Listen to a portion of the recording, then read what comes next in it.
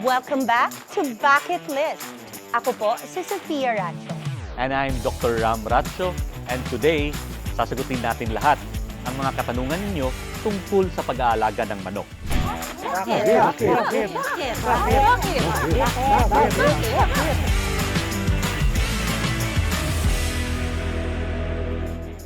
So pagkatapos ng BMEG Integra 1000, bakit kailangan natin silang bigyan ng BMEG Integra 2000?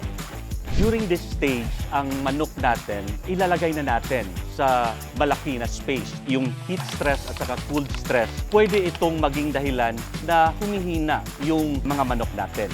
Yung Integra 2000 is fortified with immunobooster. Dito po nang galing yung mga vitamins at saka minerals para matugunan during this extreme weather condition. Sa sistema natin, hanggang 3 months lang ang pagbibigay ng ating mga alagang manok. Kasi ayaw natin na masubrahan ng protina ang ating mga alaga.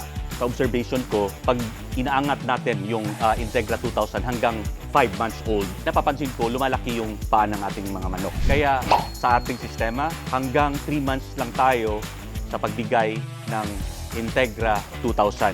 Salamat at di nyo kami iniwan dito sa Bucket List.